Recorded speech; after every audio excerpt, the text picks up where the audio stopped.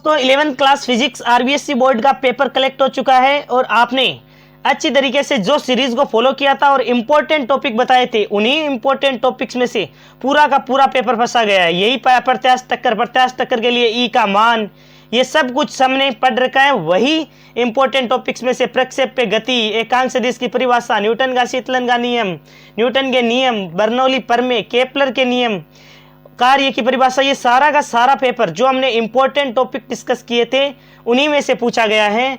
तो अब हम इसका डिटेल सॉल्यूशन करने वाले हैं, तो आपको शुरू से लेकर लास्ट तक वीडियो को देखना है और इस चैनल को पूरा सपोर्ट करना है। वीडियो को लाइक और चैनल को सब्सक्राइब जरूर करना है, अपने दोस्तों में शेयर जरूर करना है, क्योंकि 12th क्लास का बैच जल्द ही मंडे से स्टार्ट हो रहा है। तो आपको बिल्कुल free of cost top content provide किया जाएगा। आज का जो पहला क्वेश्चन था उसमें पूछा गया था निकाय के रेखीय वेग एवं कोणीय वेग में संबंध, तो इसका ऑप्शन बी करेक्ट हो जाएगा। V vector is equal to omega vector cross R vector हो जाएगा। प्रीवियस ईयर क्वेश्चन ही है ये। सेकंड में पूछा गया है अप्रत्यास्थ टक्कर के लिए प्रत्यास्थता गुणांक ई का मान, तो मैंने तो आपको तीनों टक्कर के लिए बताया था। पूर्णतः अप्रत्यास्थ टक्कर होता तो ई का मान 0 कर देते, पूर्णतः प्रत्यास्थ टक्कर होता तो ई का मान 1 कर देते, लेकिन इसने डायरेक्ट अप्रत्यास्थ टक्कर दिया है तो सी ऑप्शन करेक्ट होगा, ई का मान 1 से कम होगा। इसी प्रकार क्वेश्चन नंबर 3, इसमें दिया गया है बाह्य बल की अनुपस्थिति में द्रव्यमान केंद्र का वेग क्या रहता है, तो ये नियत रहता है, ऑप्शन ए करेक्ट हो जाएगा। चौथा है विमा का क्वेश्चन, और मैंने स्टार्टिंग में ही बताया था कि एक विमा का क्वेश्चन 100% आने वाला है, तो श्यानता गुणांक की विमा पड़ी है और श्यानता गुणांक की विमा हमसे पूछी गई है, तो श्यानता गुणांक की विमा हो जाएगी सी ऑप्शन, m1 l-1 और t-1, सी ऑप्शन करेक्ट हो जाएगा। इसी प्रकार अगला क्वेश्चन है क्वेश्चन नंबर 5, निम्न में सार्वत्रिक गैस नियतांक R का मान होता है, तो इसका मान होगा बी ऑप्शन करेक्ट हो जाएगा 8.31। इसका मात्रक joule, mole inverse, kelvin inverse, तो आप जो ऑप्शन दे रखा है B option 8.31 joule, mole inverse, kelvin inverse, वही आपका राइट आंसर हो जाएगा।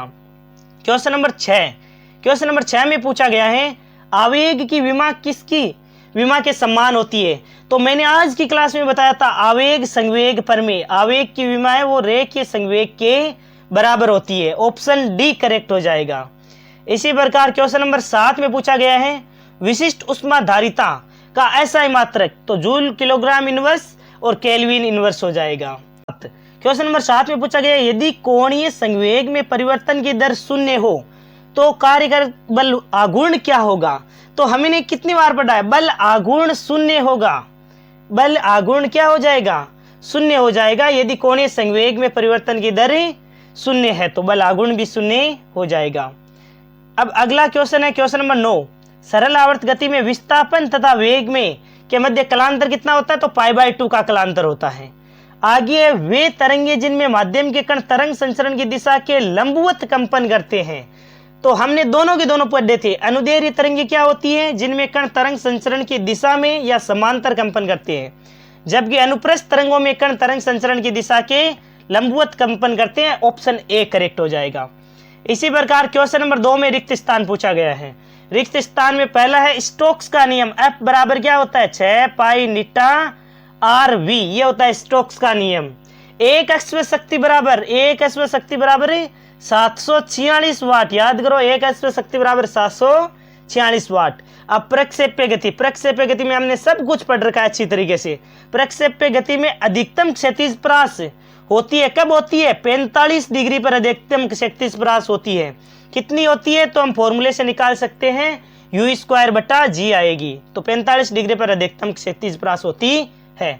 प्रत्यास्थता गुणांक का मान केवल डैश पर निर्भर करता है, तो प्रत्यास्थता गुणांक का मान केवल और केवल पदार्थ की प्रकृति पर है, यानी पदार्थ की प्रकृति पर निर्भर करता है। ये हमने क्वेश्चन किया था एक न्यूमेरिकल टाइप में कि लंबाई 2 गुनी कर दी जाए तो प्रत्यास्थता गुणांक क्या होगा, तब मैंने बताया था कि प्रत्यास्थता गुणांक तो केवल और केवल पदार्थ की प्रकृति पर ही निर्भर करता है। अगला है दाब का एसआई मात्रक, तो दाब का एसआई मात्रक क्या होता है, पास्कल होता है। दाब का एसआई मात्रक क्या होता है, पास्कल। अगला क्वेश्चन है जब एक ध्वनित तरंग वायु से पानी में प्रवेश करती है तो कौन सी भौतिक राशि अपरिवर्तित रहती है, तो आवर्ती अपरिवर्तित रहती है, आवर्ती क्या रहती है, अपरिवर्तित रहती है। अल्प आयाम के लिए दोलन गति डैश होती है, तो दोलन गति एसएचएम होती है। हमने पढ़ रखा है एसएचएम का मतलब है सरल आवर्ती गति, तो इसमें हो जाएगा एसएचएम। आगे वायुमंडल की ऊंचाई की परतें डैश गर्म होती है, तो अधिक गर्म होती है। ऊंचाई की परतें क्या होती है, अधिक गर्मी होती है।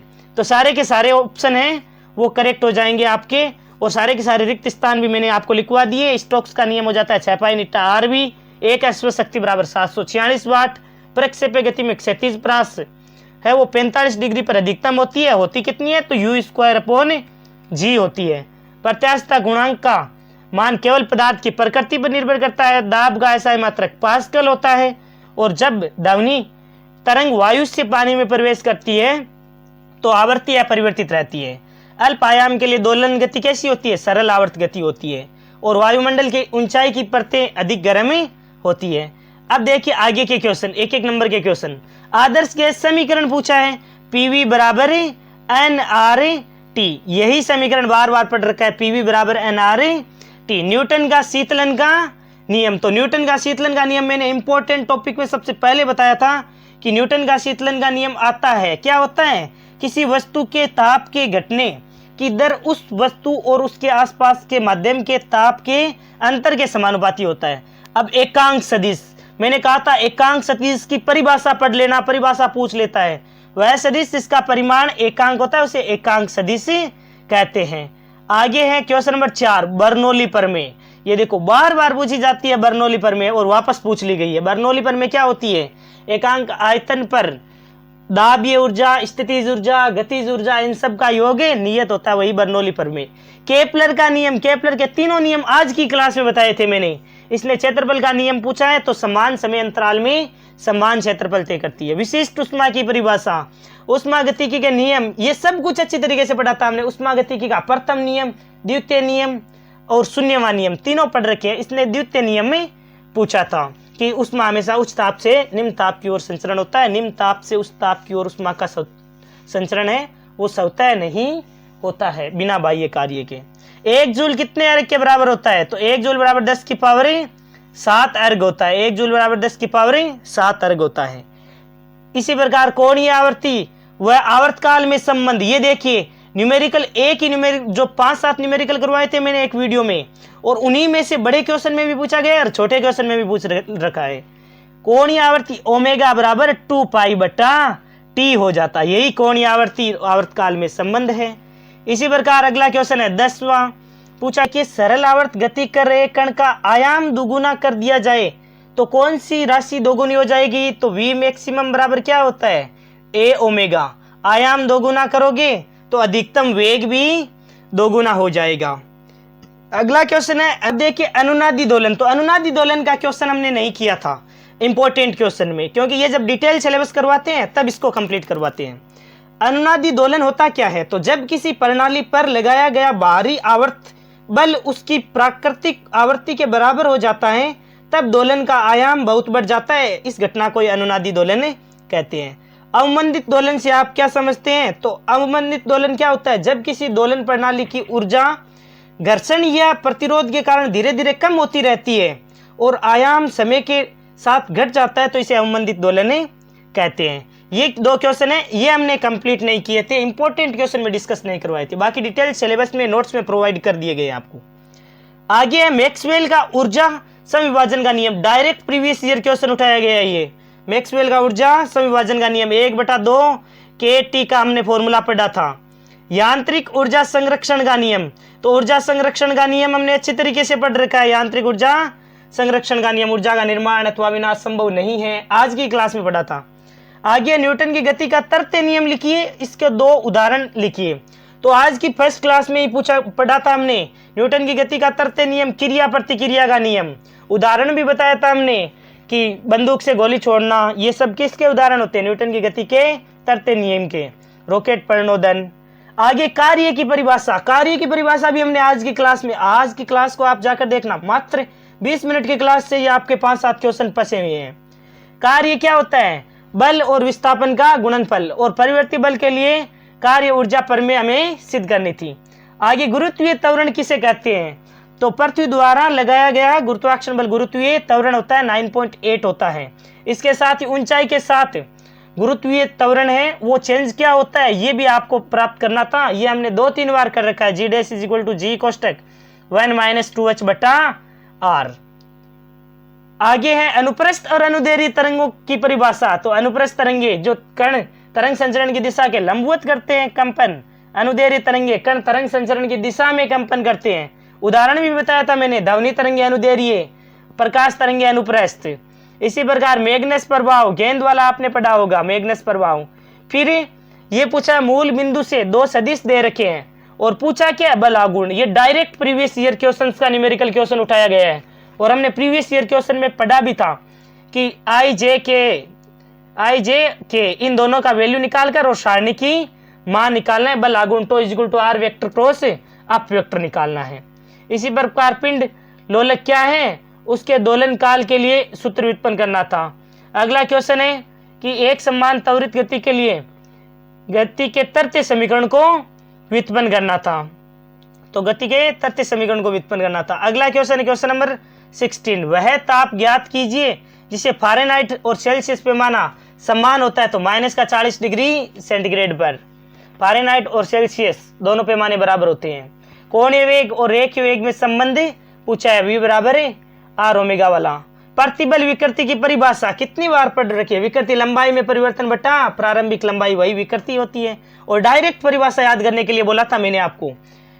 अब देखिए 19 नंबर क्वेश्चन, और यही न्यूमेरिकल आप जाकर देख सकते हो। हमने न्यूमेरिकल के क्वेश्चन करवाए थे, 4 क्वेश्चन करवाए थे, उन्हीं में से ये क्वेश्चन आया है और 6 नंबर का क्वेश्चन है।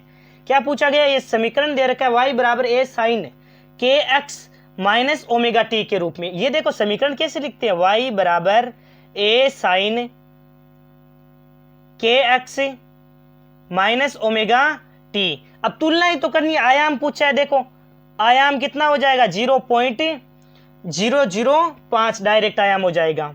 अब k का मान देखो, k का मान कितना है 80 है और k का फॉर्मूला होता है k = 2π/λ। हमें तरंग दैर्घ्य पूछा है तो तरंग दैर्घ्य कितना हो जाएगा 2π/80 हो जाएगा। ये हो जाएगा तरंग दैर्घ्य का मान। इसी प्रकार ओमेगा = 2π/t से 2π/t, t का मान निकालना है तो 2π में ओमेगा का भाग लगाना है। और ओमेगा कितना है, ओमेगा है 80। ओमेगा का मान कितना दे रखा है, सॉरी 3 दे रखा है, तो इसका भाग लगाना है तो आवर्तकाल आ जाएगा आपका। आई होप ये पूरा का पूरा पेपर आपको अच्छी तरीके से समझ में आया होगा। अब आपको 12th क्लास का बिल्कुल फ्री ऑफ कॉस्ट और डिटेल बैच ज्वाइन करना है, हमारे साथ जुड़कर खूब मेहनत करनी है। तो आप आज ही चैनल को सब्सक्राइब कर लीजिए, वीडियो को लाइक कर लीजिए और अपने दोस्तों में ज़्यादा से ज़्यादा इसको शेयर करिए। Thank you.